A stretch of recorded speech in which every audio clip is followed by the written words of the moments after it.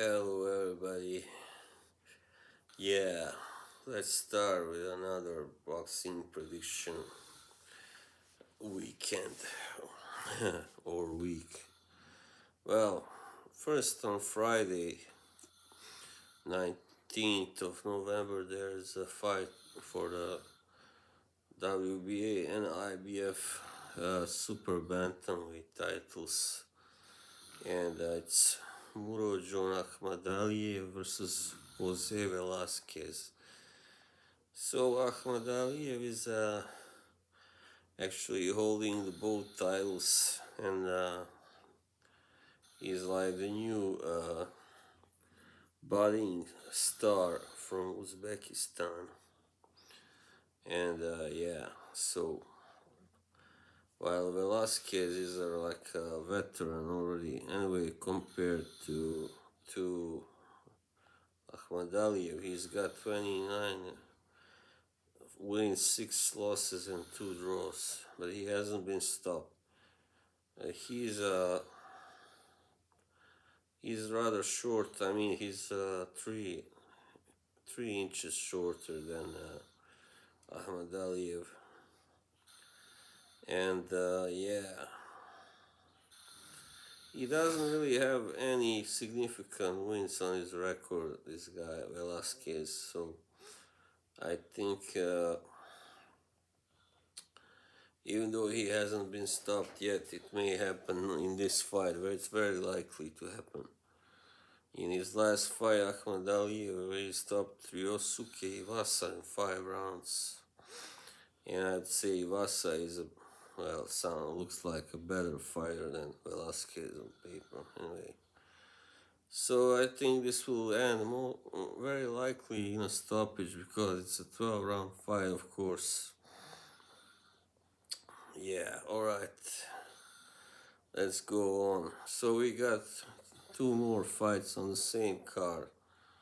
Julio Cesar Martinez is fighting against McWilliams Arroyo. Also, yeah.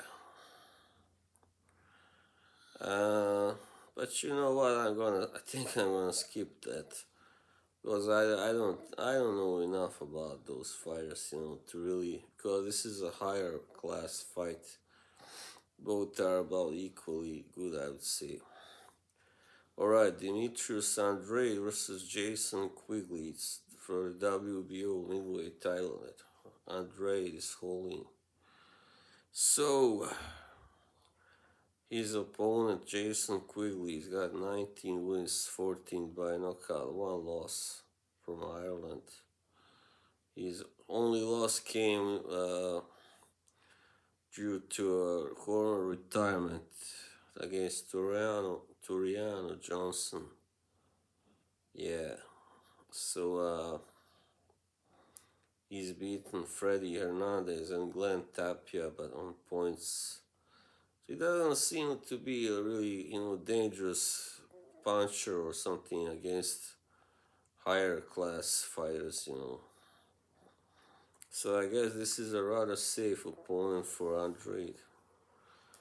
And Andrade is, of course, 30 with 18 knockouts. The problem why he doesn't get enough knockout wins, I think it's he's not that good at finishing off his opponents, really. I mean, often, he has them down, hurt early on, but then it's like against Leon Williams in his last fight. He had Williams down in round 2 and in big trouble, but he just failed to, finish him off, even though Williams is a tough guy still. But anyway,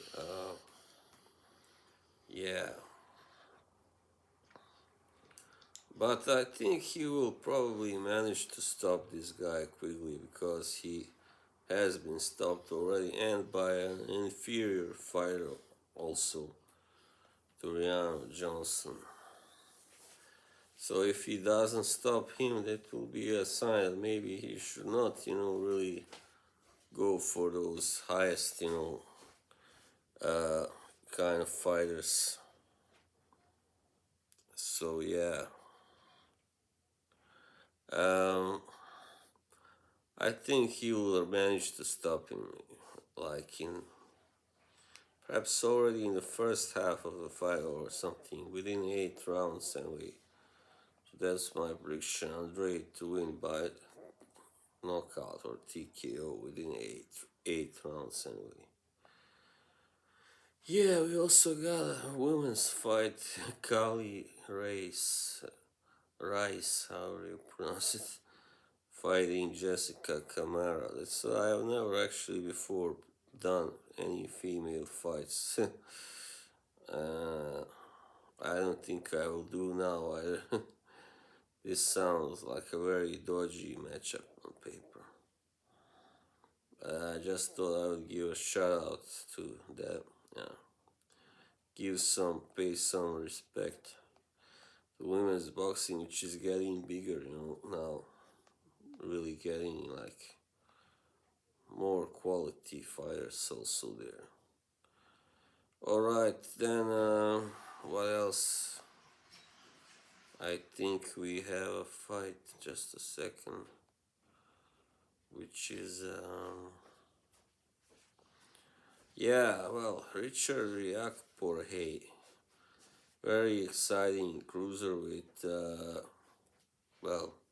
I don't know if I should call him prospect, a new contender, because he's got 12 fights already, but let's say prospect. He's fighting a really kind of grizzled veteran, Olanrewaju Durodola, who's got 44 fights. So Durodola has actually lost, most of his big fights, if not all of them. But he's got 33 knockouts of 36 possible, so he can punch definitely. But at this point, I really don't see him as a serious, serious opponent for. His greatest victory was when he knocked out Dmitry Kudryashov, who always was known as kind of chinny. That was in 2015, yeah. So apart from that, he got stopped by Briedis and then Kudryashov in the rematch, and then Maxim Vlasov and Mikhail Cheshlak even. Yeah, so Riakporhe is a big guy also, like Okoli is 6'5", a big cruiserweight who punches, pretty hard also. He hasn't stopped, all of his opponents so far, but still, he has stopped his 8 knockouts of 12. So, I don't know, this may also go the distance, but I don't know really. It may not. I kind of expect Riakporhe to win anyway. I don't know if it will be stoppage or not, but that's right. And also, that's one I forgot. Team Tszyu fighting Takeshi Inoue. That's a pretty interesting one. Tszyu has so far shown himself to be like a worthy successor to his father, Kostya. So, 15 knockouts, 19 wins, no losses so far. He's even a little taller than his dad, so he's fighting super welterweight. He's a bigger man altogether. And he's facing Takeshi Inoue, another brother of famous Naoya, I believe. I'm not sure if he's the brother, but anyway, it seems so. And has only lost to Munguia, and on points, so that means he's a tough guy, tough cookie. So this fight may likely go the distance,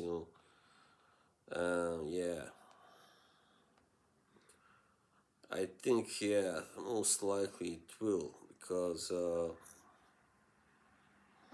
I mean, if Tszyu had all just knockouts, maybe then I would have, been more confident that he could stop Inoue. But if Mungia was not able to do it, who doesn't, I don't think that Tszyu punches any harder than Mungia, most likely. So, yeah, I think most likely it will go the distance. But Team 2 definitely is the favorite. He should win it.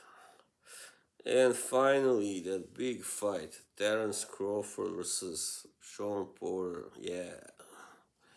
Finally, we have Terence Crawford facing one of the best, really top welterweights.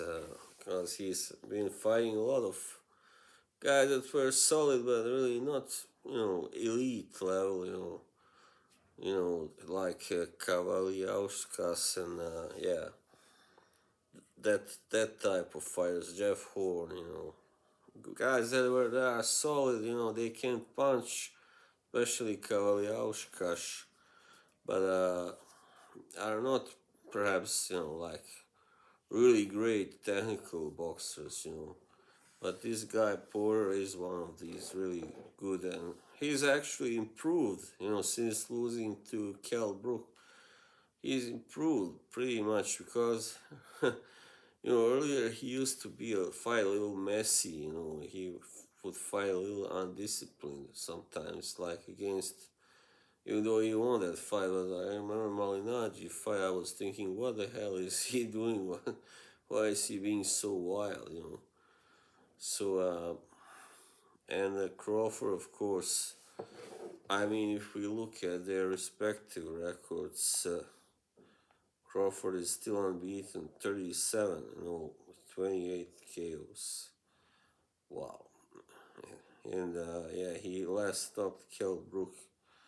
But Kell Brook was already damaged goods, we expected that. So this is for his WBO title. And Shawn Porter has got 31 wins, 30 losses. 3 losses, 1 draw, 17 knockouts. So, yeah, I mean, I think Crawford, you might say, is the harder puncher of the two, definitely.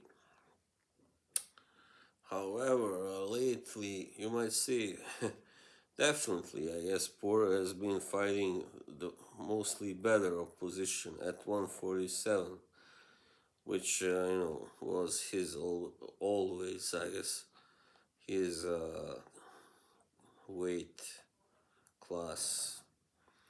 So he's lost to Errol Spence, but it was a very close fight, I guess, split decision, and he beat Yordanis Sugas, who, sent Manny Pacquiao into retirement recently.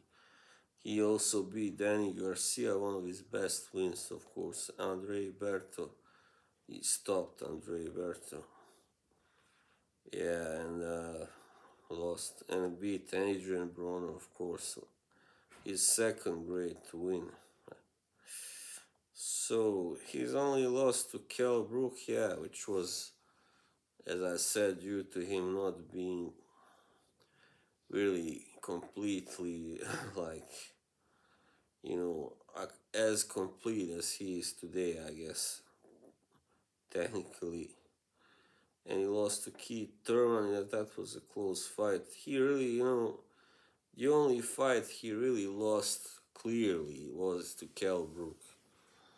So that's Shawn Porter. Yeah. And Crawford is slightly taller, but not so much that should play the big difference. But he does have a significant reach advantage of almost 5 inches. That might play a part. Yeah, what I expect actually. I expect Crawford to win this fight. Yeah, I mean, it will be, of course, a real good fight. I mean, competitive enough and all that. But I don't know if Shawn Porter is capable of beating Terence Crawford. Shawn Porter, I would call him like an A minus fighter. That means he's among the best, but he's not among the very best, like top three or whatever. Yeah. So earlier Keith Thurman was, I guess, the number three, and Spence is still number two, and Crawford is currently, I guess, ranked as number one. So maybe now after Thurman has lost to Pacquiao and all that, maybe now you might make a case that Porter is at number three, but we'll see. So anyway, how I expect it to play out is, of course, there will be quite a lot of exchanges. Of course, there will be also some boxing. I mean, like chess match. But I don't know really if it will be too much of that. I think both guys are eager to prove themselves, and Crawford especially. He's been getting quite a lot of, flack for not fighting Errol Spence or, Mikey Garcia or those guys, Thurman maybe. So finally now he gets to prove himself against one of the best, in the division. Yeah, I don't know if there is so much more to say really. I mean, Crawford is so good at adapting. He can change between southpaw and orthodox stance, and so he can confuse you, with that way. And of course, Porter is a very tough guy. He hasn't been stopped. I don't think he will be stopped here either, because Crawford at 147 is not really that kind of a puncher. He's a guy who he needs to really land consistently on you for several rounds before he can stop you. So he's not like a guy who can just bang land one big punch, then and then it's over. He either finishes you with a flurry or a couple of more big punches. That's not him. He's not like that. And actually, right now, few top welterweights are. I mean, I don't think Errol Spence is like that either. His power has been a little overrated, I would say. So, yeah, and Thurman, of course, isn't like that either, I would say. Not against top fighters. So, anyway, I expect a rather close fight, yeah. I do. But we may even get a split decision. Oh, why not? We've had a lot of that, majority decision. But ultimately, I believe Crawford will win, yeah. We will outbox Porter, ultimately. Yeah, alright. So that was it. Thank you for watching. Bye bye.